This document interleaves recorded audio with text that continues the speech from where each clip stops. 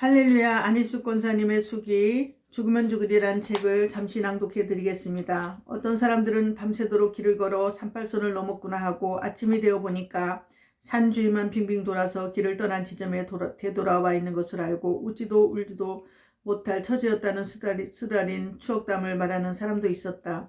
황소 청년은 트럭을 하나 교습해 왔다. 그래서 우리는 비로소 처음으로 한 차에 안심하고 같이 탈 수가 있었다. 우리는 힘찬 음성으로 찬송가를 불렀다. 트럭은 힘차게 달렸다. 언니 사이와 나는 찬송을 소프라노와 테너로 인도하고 모든 청년은 각 파트를 힘있게 맞추어 불렀다. 청년들의 음성은 모두 우렁차서 풍부한 성량을 천지를 진동하는 것 같았다. 우리는 계속 찬송을 부르며 하나님께 경배하는 심령이었다. 문득 보니 미군들이 서서 가는 트럭마다 세워놓고 검문을 하고 있었다. 미군들은 소련군과는 판이하게 달랐다. 모양 있게 입은 그들은 우리 눈에 그렇게도 정다워 보였다. 우리는 그들이 검문하는 것을 원거리에서 바라보면서도 찬송을 힘있게 계속했다. 우리의 우렁찬 찬송가를 들은 두 미군은 팔을 저으면서 지나가라는 제스처를 해서 통과시켜 주었다. 우리는 더욱 신이 나서 더욱 큰 소리의 찬송을 부르면서 그 앞을 통과했다. 지나면서 청년들은 군대식으로 경례를 했다. 신이 나고 멋있는 광경에 우리가 어깨가 으쓱 올라가고 턱을 불쑥 내밀었다. 마침내 우리는 서울에 왔다. 서울에 도착하자 유선 윤 장로의 딸 집으로 찾아 들어갔다. 그리고 거기 방 하나를 얻어 우리는 짐을 내려놓을 수가 있었다. 청년들은 서울 구경을 하고 그 이튿날 모두 집으로 되돌아갔다.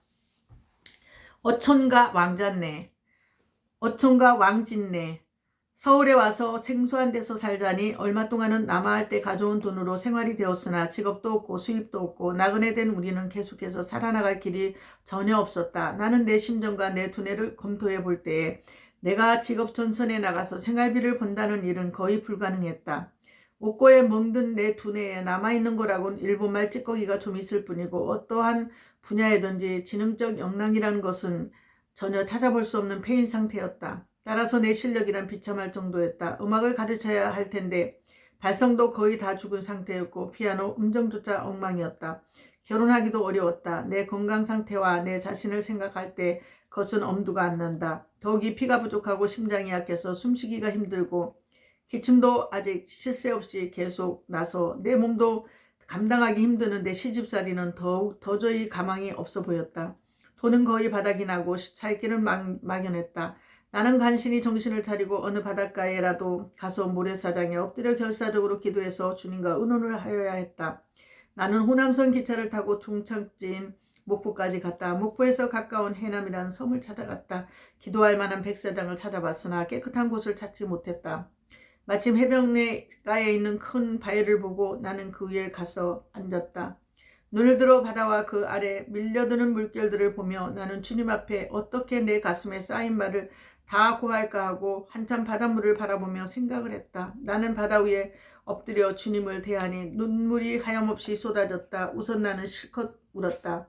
그러고 나서 하나님, 감옥에서는 순교할 자격이 없어서 낙제가 되어 해방이라는 상급 아래 자유의 몸이 되게 해주셨을 때 저는 큰 흥분과 감격으로 기뻤습니다. 그러나 갑자기 자유의 몸이 되게 해주셔서 저는 큰 흥분과 감격으로 기뻐했습니다. 그러나 갑자기 밀려온 야만인 소련군과 자기만 위하는 공산 세계에서 탄압해서 살 수 없어 이 산설고 물선 서울에 오기는 왔지만 주님이 아시는 바와 같이 내 앞에 살 길은 딱 끊어지고 말았습니다. 우리에게는 다시 이 땅에 발붙일 곳이 없어졌습니다.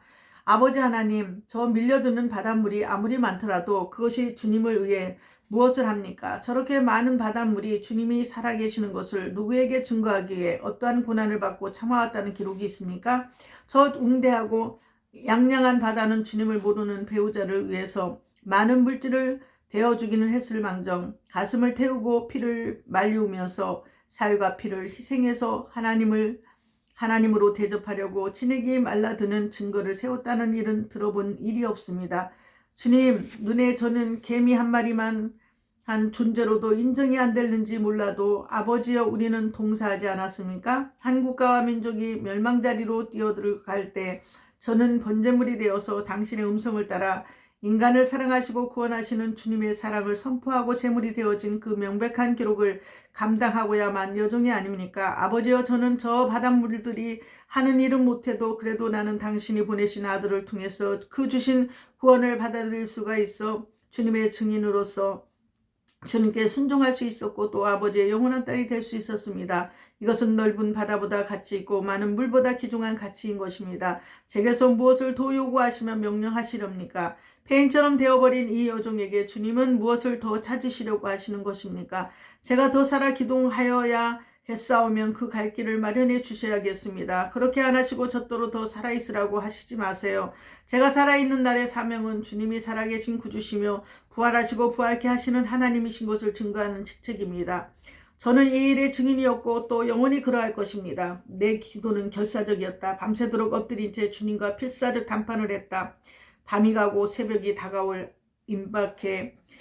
임박에 내 마음은 가벼워지고 몸에도 큰 활력을 얻어서 기뻐지고 감격되는 심령이 되어 나는 일어났다. 그리고 나는 내 눈앞에 한없이 넓은 바다와 물결을 내다보았다. 아침결에 잔잔해진 창파는 지금 당장 떠오르는 햇빛을 받아 반사되어 황금빛같이 빛을 발했다. 동쪽 하늘 위에 광명의 줄을 펼치고 떠오르는 해는 유달리 나를 반기며 인사하는 것만 같았다. 눈이 부셔서 하늘을 쳐다볼 수가 없었다. 나는 선자세 그대로 바다를 보며 이야기했다. 하나님을 경외하지 못하는 바다야, 내가 비록 끝없이 넓고 크다만도 내가 너를 지으신 내 조물주를 위해서 한 것이 무엇이며 또 무엇을 할 수 있느냐. 내 수명이 창세 때부터 이제까지 길고 길어서 늙지도 않고 변하지도 않았지만 내가 너를 지으신 자를 위해서 한 것이 무엇이란 말이냐. 나는 비록 세상 사람들의 눈에 볼만한 것도 없고 그들에게 할 수 있는 아무 일도 없는 가련하고 비참한 폐인은 되었다마는 그래도 할렐루야 찬양하는 그의 증인이란다. 나는 힘도 없고 숨도 잘 못 쉬고 내 두뇌는 텅 비고 비틀어졌을지라도 나는 그의 음성을 따라 청종하는 증인이 되었단 말이다. 이것 얼마나 가치 있고 굉장하냐. 세상은 모르고 사람들은 몰라도 그래도 바다야, 많은 물들아, 내가 지나간 밤 한마를 내 창조주와 긴급 회의를 했다는 사실은 너만은 알고 부러워나 해다오. 내 속에서 급한 창수같이 찬송이 터져나왔다. 나는 찬송가 만세반석 열린 이를 힘있게 한 장을 다 불렀다. 그래도 만족지 못해서 자작곡으로 곡조가 불러진 대로 가사가 지어지는 대로 막 고성을 내어서 먼 바다를 바라보며 부르고 또 불렀다. 나는 더 있을 필요가 없어서 바위를 떠나 어촌이고 농가인 집들이 있는 곳을 향해 걸었다. 어촌의 미신은 아침에 여자를 보면 재수가 없다고 해서 보는 사람마다 나를 외면하고 얼굴을 돌리든지 또 나를 보자마자 돌아서서 뒷길로 빠져버리고 마는 사람들도 있었다. 그런데 어떤 젊은 청년이 나를 보더니 깜짝 놀라서 고함을 지르면서 손으로 내 치마를 가리키며 왕지네요 왕지네 한다. 나는 얼김에 내 치마를 내려다보았다. 그리고 악소리를 지를 뻔했다. 내 치마 중복에 뻘겋고 큼직스럽게 엉킨 큰 구렁이 같은 괴물이 사나운 털 같은 무수한 발을 치켜들고 늠름히 있는 것을 발견하고 나는 진저리를 쳤다. 괴물은 독초를 먹었는지 순하게 내 치마에 웅크리고 있어서 잠을 아직도 자고 있는지 움직이지도 않고 붙어 있었다. 오후 같은 사람들은 순식간에 모여들었다. 그리고 웅성거리면서 나와 왕지네를 열심으로 보면서 왕지네, 뭐야 왕지네? 저놈, 저 큰 왕지네가 어떻게 저렇게 가만히 있다냐? 응? 저 여인은 물렸을 것인데 어찌 저렇게 멀쩡하단가? 저건 옆에만 가도 큰 해를 봤는데 어찌된 셈이냐? 나는 그들의 놀란 눈초리와 얼굴 표정과 말을 들으면서 내 치마에 아직도 순하게 잠만 자고 있는 이 독충을 기이하게 내려다보았다. 맨 먼저 나를 보고 놀란 청년이 뛰어가서 길고 든든한 나뭇가지를 가지고 와서 그 한자나 되는 왕지네를 쿡 찔러서 끼워가지고 꾸물거리는 괴물을 막대기에 재간 있게 감아서 올리더니 야, 돈 벌었다. 약국에 팔면 큰 돈 된다네 하면서 좋다고 한성을 올리며 없어졌다. 지네는 독충이라 도 약이 되는 모양이다. 나는 그게 내 품에 밤새 안겨 있으면서도 나를 해치지 않은 것에 하나님의 깊은 은총의 손길을 느끼고는 만족했다. 내 기도는 상달이 되었구나. 나는 무척 기뻤다. 먹을 것도 없고 살 수가 없어서 기차로 서울까지 되돌아왔다. 미국행. 그런데 어느 날 어떤 미국 아가씨가 찾아왔다. 그는 많은 선물을 가득히 안고 통역하는 사람도 같이 와서 나를 찾았다. 당신이 미스 아니시죠? 나는 그 예쁘고 아름답게 생긴 미국 아가씨를 보고 넋을 잃고는 대답도 제대로 잘 못했다. 그는 내게 다가오더니 내 손을 힘있고 정답게 꽉 붙잡으면서 당신은 우리 미국에서 굉장하게 이름이 나는데도 당신 자신이 어떤 이인가를 모르시는군요. 나는 그가 사람을 잘못 찾아온 줄만 알고 겁이 좀 나서 반갑지만 접대하지 못했다. 나는 당신을 빨리 만나기 위해서 미군에 들어가서 여러 가지 어려운 끝에 여기까지 왔어요. 당신이 미국에 계셨으면 좋겠지만 가기가 싫으시다면 여기 계셔도 좋아요. 제가 도와드리겠어요. 나는 마음이 이상해서 세상에 이런 일도 있을까? 이 사람이 어떻게 나를 알고 이런 말을 할까 싶었다. 나는 믿어지지 않아. 고맙다는 말조차 못하고 그의 아름답고 친절한 얼굴을 멍청하게 보고만 있었다. 나는 왜 말을 못할까? 그래도 뭐라고 해야 하지 않나? 나는 말을 어떻게 해야 할지 전혀 몰라서 그의 말을 듣기만 하고 그의 신기한 태도를 보고 우물쭈물 지켜보는 것만으로도 몹시 서툴게 어리둥절하고 있을 뿐이었다. 그는 좋은 과자를 자꾸만 상자에서 꺼내어 주었다. 나는 꿈을 꾸는 것만 같아서 멍하니 보고 있기만 했다. 이 여자는 한 번 다녀간 후에 다시 또 왔는데 이번은 미군 중령과 함께 더 많은 과자와 실과와 온갖 것을 잔뜩 가지고 좋은 영양제도 많이 가지고 왔다. 그리고 자기 이름은 필리스 코어라고 말했다. 이후로 미스 코어와 중령은 또 찾아오고 올 때마다 선물을 잔뜩 안고 왔다. 미스한 당신에게 생활비를 대드릴까요? 미국으로 가시는 여비를 드릴까요? 하고 말한 거로 나는 이 일을 위해서 오랫동안 기도했다.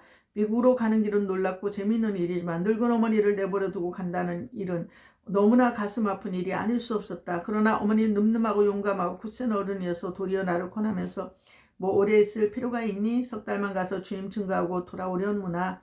나는 미국으로 가는 것이 가능해졌다. 미스 고어는 내게 1000불짜리 수표를 가져다 주었다. 미스 고어의 말에 의하면 내가 감옥에 있는 동안 일본인들은 선교사들을 모두 미국으로 쫓아보내는데 그 중에 의료 선교사로서 만주에 와 있던 바이람이라는 의사와 그 부인이 죽으면 죽으리라는 책자를 발간해서 가는 곳마다 돌렸다 한다. 그 책자는 내가 일본에 가서 경고하고 잡혀서 갇혀있는 내용을 쓴 글이었다. 이 책자를 읽은 아덴스 조지아에 있는 부자 롤랜드 씨가 이 책자를 수십만 권 출판해서 미국 전국과 캐나다로 모두 보내어 내가 일본 정부에 가서 경고를 하고 감옥에 갇혀있는 것을 알렸다고 한다.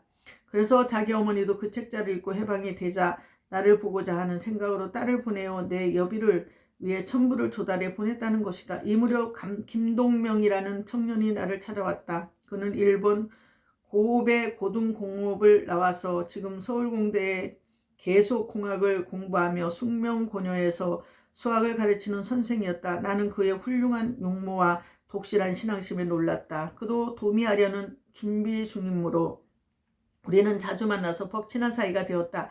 나는 젊을 때 젊은 공학사를 결혼 상대로 공상해보던 시절이 있었다. 그때를 생각하니 절로 웃음이 나와 참을 수 없었다. 우리는 같이 미국에 가기로 하고 늘 서로 격려했었다. 우리는 미국에 가는 모든 준비를 끝내고 대사관에 가서 비자만 받으면 될 단계가 되었다. 대사는 나를 보더니 불친절하게 당신 영어 잘합니까? 잘못합니다. 정직하게 대답할 수밖에 없었다. 그는 냉정하게 당신 영어 모르면 미국에 가서 어떻게 하실 작정이죠? 미국말 모르면 미국에 가는 것보다 한국에 있는 것이 당신을 위해 좋을 것입니다. 하더니 돌아가라는 듯이 외면해버리고 다른 사람과 말을 하기 시작했다. 나는 부끄럽기도 하고 무안해서 아무 말 없이 하나님이 나를 미국에 안 보내시면 그만두는 수밖에 없지 하고 대사 앞을 물러나와 문까지 나온데 이거 안 선생님 아니시오? 하며 키가 큰 미국인이 들어선다. 자세히 보니 그는 에드워드 애담스 선교사였다. 그는 몹시 반가워하면서 안 선생님 참 반갑습니다. 저는 몇 번이나 안 선생님 찾아가려고 했는데 지불하는 이가 없어서 못 가봤어요. 그는 한국어에 아주 능통했다. 그는 내가 대구 여고보 시절부터 아는 사이고 내가 일본 정부에 경고하고 돌아왔을 때 여러 선교사들이 닥터 바이랑과 같이 내 간증을 들은 일이 있었던 관계로 나를 몹시 아껴주던 이 중에 한 사람이었다. 그 해방이 되자 쫓겨갔던 미국에서 곧해 들어와 다시 선교하는 중이라고 말했다. 그의 반가워하는 표정과 그 진정한 친절은 그의 말과 행동에 뚜렷이 보였다. 나는 이제 방금 대사에게 푸대접을 받은 직후인 만큼 그가 큰 의료가 되어서 그만 눈물이 나올 것 같았다. 대체 안 선생이 이런 곳에 어떻게 오신 것입니까? 내가 얼굴이 붉게 달아오는 것을 억제하면서 우물쭈물 말을 못하고 있는 것을 보고 무슨 볼 일이 있었던 겁니까? 하고 재차 묻는. 나는 하는 수 없이 솔직하게 모든 곡절을 다 얘기했다. 애담스 선교사는 안 선생님 저와 함께 대사관에 다시 들어가십시다. 하며 나를 재촉해서 먼저 급하게 대사실로 성큼성큼 걸어간다. 나도 하는 수 없이 그가 앞으로 인도하는 대로 따라갈 수밖에 없었다. 그는 나를 대사관실에 인도에 들여놓고 거기 있는 의자를 가져다 주면서 여기 앉아서 잠깐만 기다려 주시죠. 하더니 대사에게 무엇라고 한참 이야기를 했다. 대사는 애담스 선교사의 얘기를 들으면서 아이씨를 연발하면서 나를 보고 또 애담스의 말을 정중하게 들으며 또 나를 보는데 보는 그 시선에는 어느새 눈물이 고여 있었다. 얼마쯤이나 듣고 또 나를 보더니 그는 벌떡 일어나서 내 앞으로 오더니 공손하게 내게 한국식 절을 하면서 무엇라고 말했다. 나는 알아들을 수가 없었으나 애담스가 통역을 했다. 안녕히 다녀오세요. 우리나라에 당신을 모시는 것은 미국인으로서 큰 영광이라고 생각합니다. 저는 당신이 누구신가를 몰라서 큰 신뢰를 했습니다. 하고 손수건을 꺼내며 눈물을 닦았다. 나는 내가 대체 무엇이기에 이 사람이 이같이 과분한 태도를 취하는가 해서 도리어 불안했다. 그리고 애담스 선교사에게 선교사님이 대사님이 저를 잘못 인식하신 것 아닐까요? 나는 아무것도 아닌데 큰 공로라도 있는 것까지 과장하셔서 대하시는데 참 미안하고 불안해요. 한즉 그는 만족한 웃음을 너그럽게 웃으면서 안 선생님 저는 선교사오시다.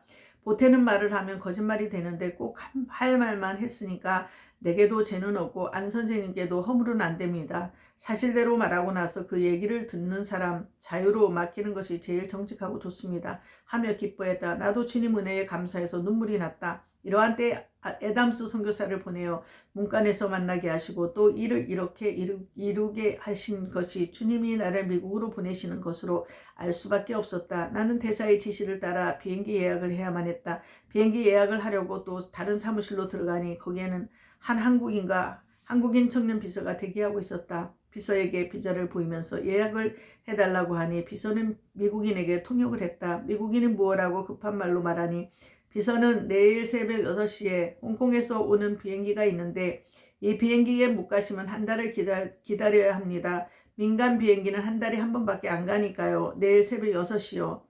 네, 지금이 오후 4시니까 이제부터 약 14시간 후란 말이죠. 14시간 안으로 떠나라는 말씀이세요. 그렇습니다. 그렇지 않으면 한 달이나 기다려야 한다는 것입니다. 내일 새벽 6시에 떠나시겠어요?